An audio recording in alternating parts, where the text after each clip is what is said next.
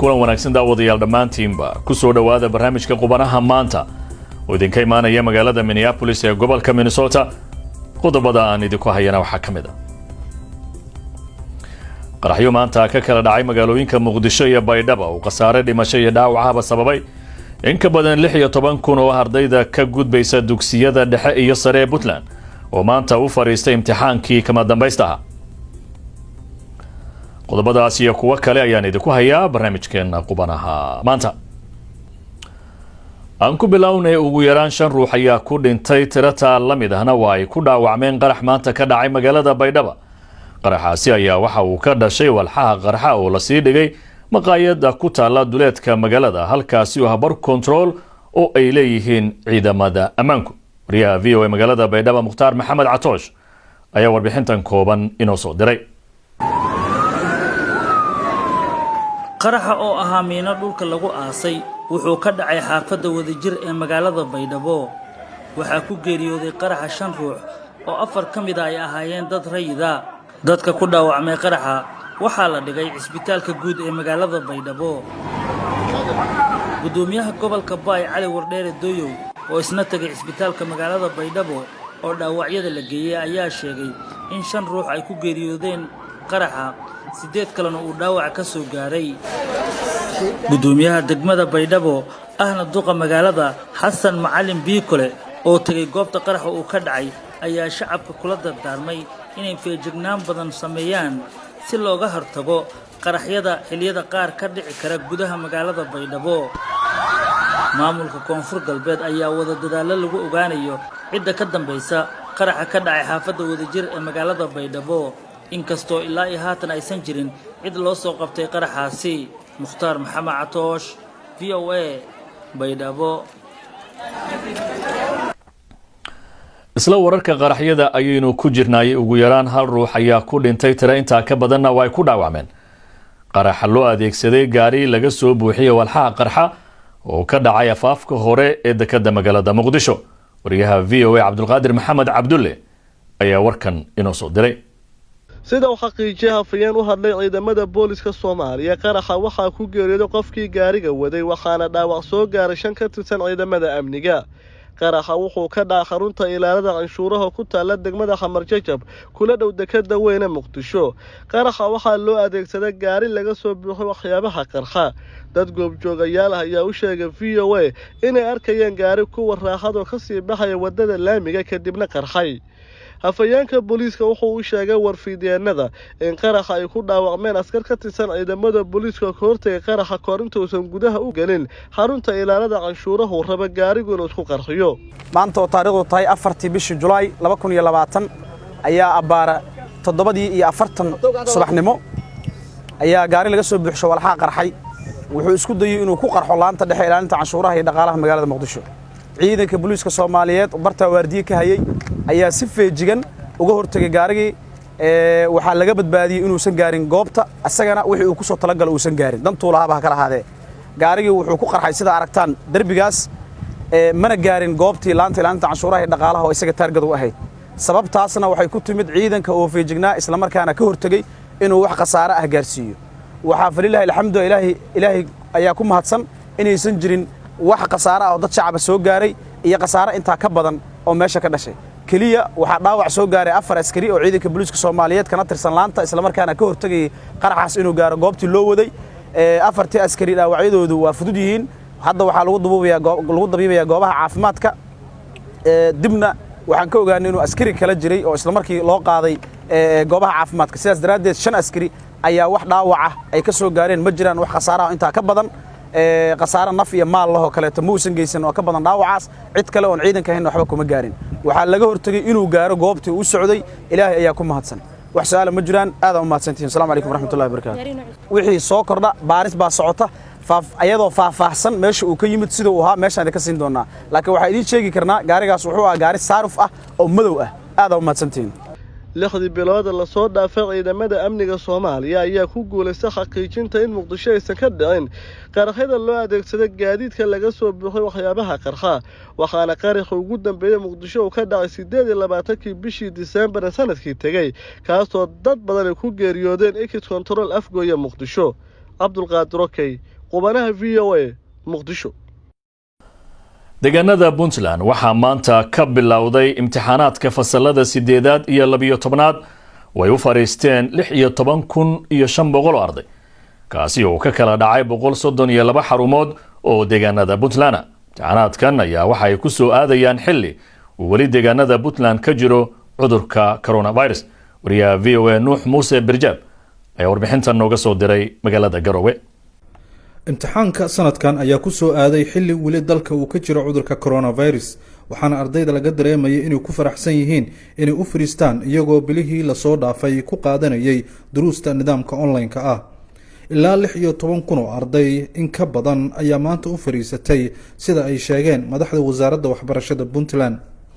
imtixaanka sanadkan waxa uu ka kooban yahay tirada ardayda galaysa 16,500 galaaska form 4ka waxaa galaya 5,447 galaaska 8kana waxaa galaya 11,053 tirada macallimiinta ilaalinaysa waa 132 macallin kormeerayaasha ilaalinaya imtixaanka kormeerka u tagaya tirada ilaaliyaasha macallimiinta fasalada 8aad iyo 12aad waa 825 tirada askarta ilaalinaysa imtixaanka ka qayb qaadanaysa waa 300 tirada kormeerayaasha caawiyaasha iyo caawiyaashooda ee kormeerka guud ee imtixaanka ah waa 153 xarumaha imtixaanka lagu kala qaybiyay ee sanadkan tababarka lagu qabtay waa Boosaaso, Baran, Qardho, Gaalkacyo iyo Garoowe.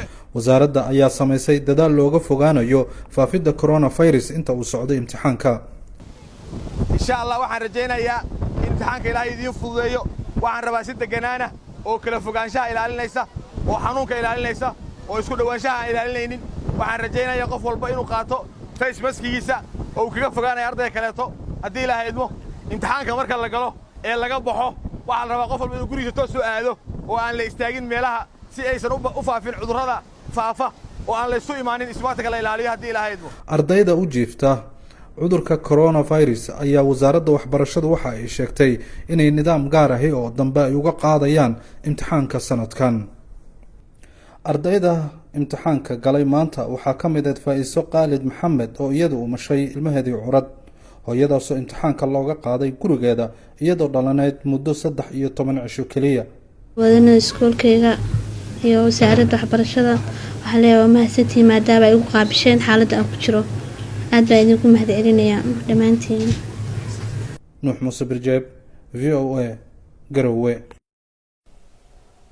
gabar Soomaaliyeed oo degan gobolka Minnesota oo lagu magacaabo Faadumo Yusuf Darbi ayaa dhawaantan waxay qortay buug ay ugu magac dartay Ayaan of the Lucky. buugan oo sida magaciisa ka muuqata ay ku qortay afka Ingiriiska.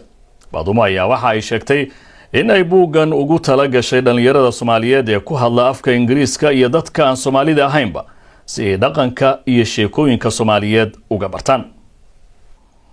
Faadumo Yusuf Darbi waa gabar dhalinyaro Soomaaliyeed oo leh hibooyin kala duwan oo badana aanu kulansan hal qof. waa qoraa dhawaan soo saartay buuggeedii ugu horreeyay oo ay ku soo bandhigtay sheeko malaawaala oo ka hadlaysa nolosha gabar Soomaaliyeed oo iyo magaalo isu martay. waa injineerada baratay cilmiga mechanical engineering sidoo kalena waa suugaanyahana tirsan noocyada kala duwan ee suugaanta. Faadumo ayaan dhawaan kula kulmay magaalada St. Paul ee gobolka Minnesota oo ay ku nooshahay waxa ayna marka hore sharaxaysaa sheekada uu xambaarsan yahay buuggan ay qortay. buuggan waxaa la yidhaahdaa Ayaan of the Lucky wuxuu ka sheekaynayaa qisada gabadh la yidhaahdo Ayaan Raage oo miyi ku dhalanaysa markaa waxay go'aansanaysaa inay wax baratay rabtaa magaalada imanaysaa magaalada markay timaado nasiib darro qixi ayaa ku dhacaya qixi markuu ku dhaco Kenya imanaysaa Kenya waxay isbaranayaan wiil nolosheeda wax weyn ka bedela marka Ayaan qurbaha imanaysaa sidii ay qurbihii iyo qixi uga soo kabatay ay riyadeedii u rumaysay iyo carqaladihii la soo gudbaysay uga soo baxday iyo qisadeedii jacaylka ay ku saabsan yahay. qisada jacaylka ay Faadumo carabka ku dhufatay waan filayo inay dadka qaar u dhagtaagayaan. Ayaan Faadumo weydiiyey inay si kooban noola wadaagto waxa ay satiri iyadoo dhoola cadaynaysa. jacaylka horta kulli inaa idin wada sheega ma rabi because ina bugal akhrista waaye laakiin wuxuu ka sheekaynayaa qisa jacayl ayada soo martay iyadoo yar ku dhacaya wiil yiraahdo Cawaale oo isaguna ku jira meesha. marka laga yimaado sheekada jacaylka ee saldhigga u ah buuggan Ayaan of the Lucky waxa kale oo buuggu dadka aan Soomaalida ahayn ee gobolkan iyo caalamkaba uu fikir ka siinaya Soomaalida iyo dhaqankooda iyadoo qof Soomaalihi sheekada tabinayo. faadumo derbi qoraaga buugga ayaa ujeedada ugu weyn ee buuggan u qortay ku sheegtay soo noolaynta iyo gudbinta sheekooyinkii dhaqanka ee soomaalida oo aan dhallinyarada qurbuhu fikir badan ka haysan muhiimadda ay leedahay in bulsho walbaahi ay qaabayso sheekooyinkeeda oo aanay cid kale si qaldan u tabin iyo sidoo kale inay hoosta ka xariiqdo dhaqanka soomaalida ee istaakulaynta iyo adkaysiga markasta waxaan ku ducaystaa ilaahay meel Soomaali joogin hay geynin dadkeena waxa laga yaabo hadad baahan tahay ma wax ku haystaan laga yaabo qofka Soomaaliga meel cid la kaaga tago markasta way iskarib istaagan dad sacaawiya marka ayaan sheekadeeda markaad akhrisid waad arki doontaa wuxuu arkaya qofka akhrinaya sidii ayaan ay dadyoga kale u caawiyeen u garab istaageen iyo yani noloshada saameynta weyn ay ugu yeesheen ta kale dhaqanka kale ah dhaqankan qofku inuu mar raba rajada uusan dhigin Soomaalidu run ahaantii wax kasto inagu dhaca dad waxaynu nahay qadarta aaminsan oo Ilaahay aaminsan waxaynu nahay dad iska farxsan qofka wax kasto ku dhaca iska farxsan yahay riyadiisa mar raba rajada ma nolosha ma dhigayo markastana qofku wuxuu isku dayaa riyadiisa uu rumeyn lahaa marka that culture of resiliency ayaan run ahaantii raba inaan highlight gareeyo oo ummadaha kalena la wadaago community-geena aan iyagana tuso inaan labada wax iyo kuwa kale badan ba ay ku jiraan dhinaca kale Faadumo waa injineerad baratay cilmiga mechanical engineering waa xirfadda ay sida joogtada ugu shaqaysato waxayna ka howlgashaa shirkad weyn oo soo saarta qalabka caafimaadka oo ku taala gobolka Minnesota marka anaga qaybteedu waa development iyo soo saarida ama hindisida ama sidii loo soo saari lahaa qalab caafimaad oo cusub inta badan qalabkan ka shaqeeyna waxay kuwa wadnaha ay la xiriir weeyaan xididada iyo non invasive surgeries oo lagu sameeyo weeyaan waad hindisaysaa waad sidii loo soo saari lahaa baad ka fikiraysaa testing baad ku sameynaysaa inta badan qalabka caafimaadka wadankan la iskama sameyn karo waa inaad cadaysid qalabka inuu safe yahay oo dadka dhibaato u keysanaynin Faadumo Yusuf Darbi waxa ay ku barbaartay qurbaha balse qoyskay ka soo jeedo ayaa sida ay sheegtay qoysku adag adeegsiga afka Soomaaliga waa afafka kale ku hadalkooda aan iridda guriga loola soo dhaafi karin taasina Faadumo waxa ay u sahashay in ay ogaato hibada ay u leedahay curinta noocyada kala duwan ee suugaanta anigu waxaan ugu jeclahay suugaanta kuwa sarbeebta marka qaarkood sabab aan u yara qoraa qaarkood way iska cad yihiin oo iska garan kartaa waxa ku jira qeyr jacayl waxa ku jira buraanbur qaarkood wallahi horta jacaylkan ugu jeclahay laakiin jacaylku waxa weeyaan isaguna waa hawlo gooni wataa marka kuwaasan laakiin ugu jeclahay Faadumo Yusuf Darbi oo suugaanta ay curiso ku kaydisa website-keeda faadumoyusuf.com ayaa waxa ay qorsheynaysaa inay dhawaantan soo saarto buug ay ku ururisay suugaanta ay tirisay fariintan ayayna u diraysaa bulshada Soomaaliyeed dadka Soomaalida waxaan ku oran lahaa akhriska hala badiyo qoraalkan hala badiyo akhrisku wuxuu ku fiican yahay qofka waxa laga yaabaa 30 sano inuu cilmi baaris sameeyay adiguna buuggii uu qofkaasi 30 sano cilmi baarista ku soo sameeyay oo soo baaray oo ka soo fakarayay oo yacni cilmi badan ku jiro yaa waxa laga yaabaa saacado gudahood inaad ku hesho marka wax akhrisku wuxuu maanka ku korinaya maskaxdaada ku korinaya adiga aqli buu ku ziyaadinaya waxyaalo badan oo sidii aad u arki jirtay aanan hayn ayaad u arkaysaa Faadumo ayaa sidoo kale waxa ay kamid tahay dhalinyarada Soomaaliyeed ee sida wanaagsan ugu adeega bulshada ku dhaqan gobolka Minnesota isla markaasina ku dadaala sidii ay danjirayaal wanaagsan ugu noqon lahaayeen dhaqanka Soomaalida iyo ku dhaqanka diinta Islaamka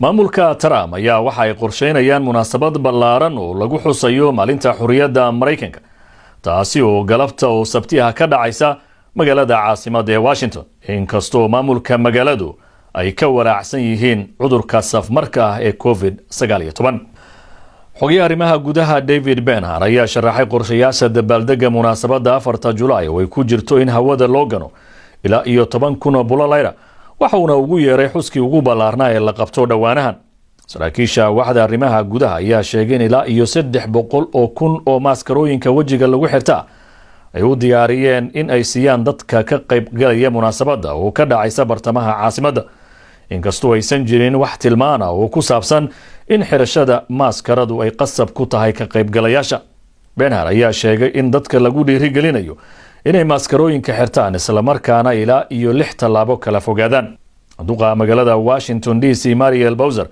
ayaa dhaleecisay qorshayaashan iyadoo sheegtay inay ka hor imaanayaan hagayaasha caafimaad ee la dejiyay si loola dagaalamo cudurka COVID-19 waan ognahay in tani ay tahay munaasabad u gaara wasaaradda arrimaha gudaha waanu la hadalnay una sheegnay inaynan u malaynaynin in tani ay la jaan qaadayso tilmaamaha caafimaad ee xarunta xakamaynta iyo kahortagga cudurka CDC iyo hagayaasha wasaaradda caafimaadka ayay tiri Bowser waxay sheegtay in munaasabadu ay gebi ahaanteedba ka qabsoomi doonto goob federaal taasi oo macnaheedu yahay inaysan dowladda hoose ee caasimadu xaq u lahayn in ay hakiso dabaaldegan la qorsheeyey.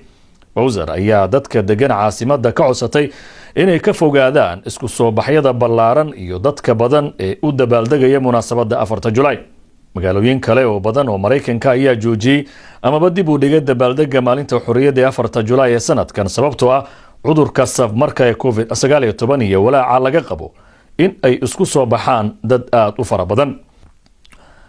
wagaag daawadayaal inta ayaan ku soo gabagabeynayaa barnaamijka qubanaha maanta oo idinka imaanayay magaalada Minneapolis ee gobolka Minnesota.